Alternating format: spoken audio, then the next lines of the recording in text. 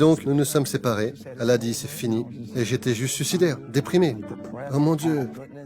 Le seul problème que le divorce a eu avec nous est que nous étions tous deux à la recherche du Seigneur. Elle cherchait le Seigneur sur la côte Est et je cherchais le Seigneur sur la côte Ouest. Et il a rapproché nos cœurs et nous sommes restaurés et nous remercions Dieu. Depuis combien de temps êtes-vous mariés? 22 ans cette année.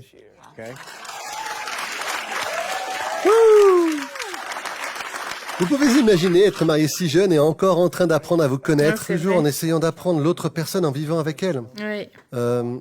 Donc, elle a grandi enfermée dans la peur. Et pourquoi ça? Je peux lui poser une question? Oui, bien sûr. Pourquoi ça? Waouh, ok. J'ai l'impression d'avoir grandi dans la peur parce que mon père et ma mère n'étaient pas mariés quand ils m'ont eu. Et donc, je suis née hors du mariage. Et elle avait 16 ans. Ouais, et ma mère avait 16 ans quand elle m'a eu. Et j'ai toujours su que Dieu m'aimait, mais je ne pensais pas qu'il m'aimait parce que je ne venais pas à sa rencontre. Vous savez, il a ordonné le mariage, je le savais et je le comprenais. Et je comprenais pas pourquoi je traversais dans tant de choses parce que mes parents n'étaient pas mariés. Et donc, j'ai toujours marché dans la crainte avec Dieu parce que je ne pensais pas qu'il m'aimait vraiment. Je sais qu'il aime tout le monde, mais m'aimer, c'est une autre histoire. Et j'ai toujours vécu dans la peur. Tout ce que je sais, c'était par peur, parce que je ne pensais pas être digne d'être sur cette terre. En grandissant, j'ai dû vivre dans une maison avec mon beau-père, parce que mon vrai père n'était plus là, et imaginez vivre avec votre beau-père. J'avais donc un demi-frère, qui était son vrai fils, dont il s'occupait et qu'il l'aimait. Mais je traînais toujours en dehors de la maison, parce que je ne voulais pas faire d'erreur, car je savais que ce n'était pas mon vrai père. Et c'est moins gracieux quand vous élevez l'enfant de quelqu'un d'autre. Tu ne voulais pas lui rappeler. Je ne voulais pas lui rappeler qu'il aidait ma mère à m'élever. Alors, je me promenais toujours en essayant d'être parfaite, parce que je ne voulais pas que cet homme réalise qu'il m'élevait. Et j'ai développé ça au fil du temps, au fil du temps, au fil du temps. Et je faisais tout ça par peur. Je donnais par peur, j'aimais par peur, j'étreignais par peur. Et j'ai commencé à le remarquer en vieillissant. Et j'ai développé une pression sanguine élevée. Oh mon Dieu. À cause de cela, à un jeune âge, parce que j'essayais de vivre. Et je n'avais pas vraiment de vie à l'intérieur. Je vivais dans ma propre force. J'ai fini par faire de l'hypertension et j'ai découvert qu'elle provenait de l'anxiété, de choses comme ça. Alors mon médecin a commencé à me dire, ils m'ont mis sous médicaments, ça ne marchait pas, ça ne marchait pas et ça ne marchait pas. Et ils m'ont dit, avez-vous déjà été diagnostiqué comme ayant un trouble de l'anxiété? Et j'ai dit, non, ne dites pas ça, je suis pasteur avant tout. Et je me suis dit, c'est tellement embarrassant que vous enseignez la foi et tout ça, mais vous faites de l'hypertension. Et donc, j'ai dû passer par cette métamorphose avec Dieu. Nous ne savions pas pourquoi. Pourquoi je suis anxieuse? Pourquoi je fais face à ça? J'aime ton peuple, Dieu. J'aime donner, j'aime faire des choses pour toi. Pourquoi je ne suis pas pleinement heureuse à l'intérieur? Et alors, il m'a appris, il m'a dit, abandonne tout. Tu sais, il m'a dit, passe 40 jours avec moi et je te montrerai pourquoi. Ok, alors je me suis éloignée, je me suis mis dans une pièce, un bureau chez moi, et je n'ai pas quitté ma maison. Je suis restée à la maison parce que mes enfants, mon mari étaient toujours là. Mais j'ai laissé Dieu travailler sur moi pendant environ 40 jours. Et il a commencé à me donner la révélation de la raison pour laquelle je me sentais malade. Et il a commencé rapidement, il a dit, je voulais juste que tu saches que tu avais pris ma place avec les gens. Il a dit, avec toi, donnant par peur et essayant de garder les gens autour de toi, tu as commencé à jouer à Dieu. Donc, je répondais toujours aux besoins de tout le monde, et je donnais de l'argent, et j'aidais à payer les hypothèques et à nourrir. Je faisais tout ce que... Ouais, Oui, faire plaisir aux enlever gens. les conséquences. Oui, oui. Et supprimer les conséquences pour les gens. Oh, si vous souffrez d'un problème d'argent, ça ne peut pas être votre faute, voilà, prenez ceci, prenez cela. Et il a commencé à dire, à partir de cela, il a dit, vous ne pouvez pas jouer mon rôle. Il a dit, c'est pourquoi vous vous sentez malade, parce que personne ne peut jouer à Dieu. Ouais, il dit, tu peux être Jésus. Il m'a dit, j'ai mis Jésus dans la Bible comme exemple, mais personne ne pourra jamais être moi. Et donc j'ai commencé à apprendre des petites choses. Il a dit, donc tu as fait affaire à un peu d'orgueil, tu as affaire à un peu de malhonnêteté, parce que je ne peux pas dire la vérité, parce que je ne peux pas blesser quelqu'un.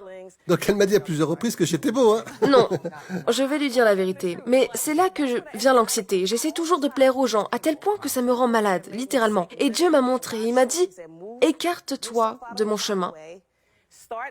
Commence à regarder mon fils Jésus-Christ, c'est ton exemple. Et à partir de là, il a commencé à travailler sur mon cœur. Il a commencé à éclairer les endroits sombres de mon cœur parce que je faisais le bien. Mais tout ce qui est bien n'est pas Dieu. C'est ce qu'il m'a dit. Il m'a dit, tu veux faire le bien, mais ce n'est pas toujours moi. Ouais. Et donc, Quand j'ai commencé à avoir cette révélation, j'ai commencé à ralentir. J'ai coupé les ponts avec beaucoup de gens et avec beaucoup de choses. Et j'ai commencé à grandir lentement et je l'ai laissé éclairer mes endroits sombres. Et à partir de là, j'ai commencé à me sentir mieux. Ma pression sanguine a commencé à baisser. Je vous raconte cette histoire rapidement, je ne peux pas entrer dans tous les détails, mais c'est ce qui s'est passé. Donc dès l'enfance, j'ai commencé à faire plaisir aux gens, ce qui s'est transformé en une maladie. Et ce n'est tout simplement pas bon. Et je suis arrivé dans ce voyage et je l'ai épousée sans savoir. Alors bien sûr, elle, par peur, ne voulait pas communiquer honnêtement beaucoup de choses avec moi. J'étais fou aussi et nous avons connu l'échec sur le plan moral. Et je ne savais pas si on voulait divorcer ou pas, si c'était fini pour nous. Elle a dit oui, c'est fini. Donc je suis sorti ici au Dream Center, au Temple de l'Ange, vous savez. Et elle avait un appart à Jersey et je priais Dieu. Seigneur, je ne veux pas perdre ma famille. J'étais dans une poursuite si désespérée et agressive du succès mondain. Je le vois comme ça maintenant, mais je suis reconnaissant pour les 2 Grammys que j'ai eus, mais cette poursuite pour les obtenir a causé une telle négligence, vous voyez ce que je veux dire? Au point où je me suis assis là avec les Grammys et j'ai ouvert le fond de la boîte et finalement il n'y avait rien dedans. Il n'y avait rien qui pouvait ajouter à ma santé dans les Grammys, d'ajouter une valeur à ma famille ou autre. Et je me suis assis là avec les Grammys dans ma main. Je me suis excusé auprès de ma femme le soir où je les ai reçus. Et je lui ai dit, je suis tellement désolé d'avoir fait tant d'efforts pour les obtenir et d'avoir ignoré ceci à ton sujet ou de ne pas avoir fait attention à cela. Et c'est une autre chose sur laquelle Dieu m'a réprimandé. La poursuite de votre propre succès. Il a dit, je connais les plans que j'ai pour toi. Alors poursuis mes pensées de succès pour toi. Et donc, nous nous sommes séparés. Elle a dit, c'est fini. Et j'étais juste suicidaire, déprimé. Oh mon Dieu. Le seul problème que le divorce a eu avec nous est que nous étions tous deux à la recherche du Seigneur. Elle cherchait le Seigneur sur la côte Est et je cherchais le Seigneur sur la côte Ouest. Et il a rapproché nos cœurs et nous sommes restaurés et nous remercions Dieu. Alléluia. Ouais, et je ne regrette pas le processus. Et je sens que notre relation est meilleure qu'elle ne l'était lors de notre première rencontre. Et donc on vit et on apprend. Et si on peut apprendre à travers chaque leçon, notre vie peut toujours être meilleure. Oui, mais cela demande une grande humilité. Et je pense que beaucoup de relations ou de choses ne se rétablissent pas vraiment parce que les gens ne sont pas prêts à être assez humbles pour recevoir l'alignement ou pour le comprendre. Il doit y avoir un niveau d'humilité pour comprendre l'autre personne aussi, parce que si vous savez que vous avez juste raison, ou vous savez que vous êtes offensé ou blessé, il faut prendre un peu de recul. Attendez, laissez-moi voir l'ensemble du tableau. Il faut un peu d'humilité.